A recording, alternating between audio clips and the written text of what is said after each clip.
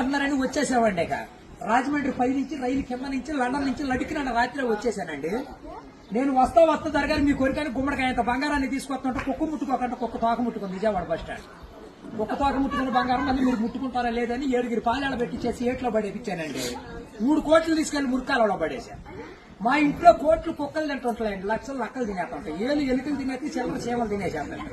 ఇక కాగితాలు కట్టుంటే కాగితాలు తీసుకెళ్లిపోతాం. మాకు పొయ్యిలో ఎండి ఇంట్లో బంగారం ఉందండి, కాకపోతే ఇంట్లో వాళ్ళు ఎసట్టాలు బియ్యం లేక ఎండిపోతున్నారు. గురుగారు మీకు ఏమన్నా డబ్బుకి కానీ ధాన్యానికి కానీ ఏమన్నా లోటుగా ఉంటే మా కౌరు చేయండి, మేము పంపించేస్తాం. మా అడ్రస్ మండలం మధ్య యాగారం, దాని పక్కనే ఉండదండి, మల్లెడికి పక్కన పిల్లడికి మా ఊరు. దానికి మా అడ్రస్ కి సాయంకాలం ఉత్తరం రాసేసి పోస్ట్ లో ఇంకొకంట పొయ్యిలో వేసేయండి. మీరు పరిగెత్తుకుంటూ వచ్చేసి పంటకాల ఒక 10ంటికి నించోండి, నేను 3ంటికి మురికాలలోకి అందించేత డబ్బు 10 పైన వాడి మీద వచ్చేస్తాం. 10 కోట్లు మరి డబ్బు అక్కడ బుట్టతో తీసి తట్ట మీద ఆరబెట్టాం. అబ్బో మేము చదువుల కాడ బాగా పాస్ అయ్యామండి. నేను చదువు సంకల వరకు చదివానండి, గుడింతాలు గుండెలు దాకా వచ్చేసి పాఠాలు పాదాల వరకు వచ్చేస్తే ఇంగ్లీష్ ఈదులు అమ్మడ పరిగెట్టేసి చదువు ఎక్కువైపోయి అబ్బాయి గారి సంతకం పెడతాం మర్చిపోయి.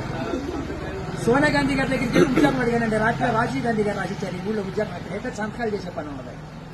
ఈ ఊళ్ళో ఉద్యోగం రాసాక ఒక పని దొరికిందండి. ఈ మధ్యన ముసలి వాళ్ళంతా ఉండకూడదని పొద్దున్న మా డిపార్ట్మెంట్ కి ఆర్డర్ వచ్చింది. ముసలి వాళ్ళు ఉన్న కాడి నుంచి అత్తగోడలు పోట్లాడుకుంటున్నారు. అత్తలు అడుగులో పడిపోతుంది, కోళ్ళు వచ్చి గొంతులో పడిపోతుంది, మంచం ఎక్కేస్తుంటే అన్ని అడిగి మీద కూర్చోండి. అందుకని ముసలి వాళ్ళంతా తీసుకెళ్లి మెగాస్టార్ చిరంజీవి గారి దగ్గర చేర్పిస్తున్నాం.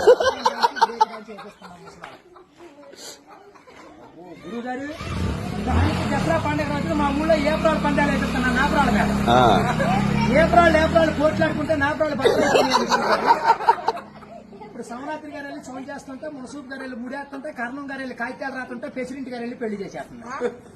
ఇప్పుడు ఆ పెళ్లి భోజనాలకు ఎక్కించుకురమ్మని మా ఇయ్యంకుల వారు ఊపిలేని విమానాన్ని పంపించారండి.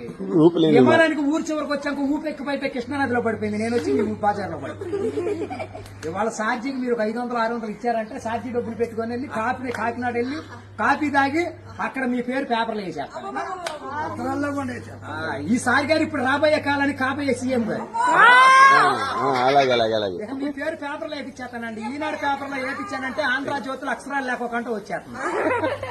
చదువుకున్నవాడు చదువుకోవచ్చు, చదువు లేనివాడు చదువు.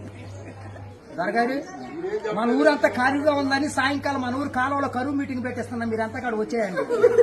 ఇప్పుడు కాలువలో కరువు మీటింగ్ పెట్టించి నూతులో టిక్కెట్లు ఇప్పించి ఏట్లో సినిమా చూపించి బుడమెట్లో చూపిస్తున్నా బురకట్ట. అక్కడ నీటి మీద తామరాకులేసి తామరాకుల మీద కుర్చీలేసి కుర్చీల మీద కూర్చోబెట్టించి మనిషికి 50,000 లోన్ ఇప్పించారు. 50,000 లోన్ దొరగారు ఇప్పుడు మాకు 7 అంతస్తుల మేడ, 25 పాడిగేదలు, 10 మంది పాలేళ్లు, 7 దున్నపోతులు ఉంటాయండి మా ఇంట్లో.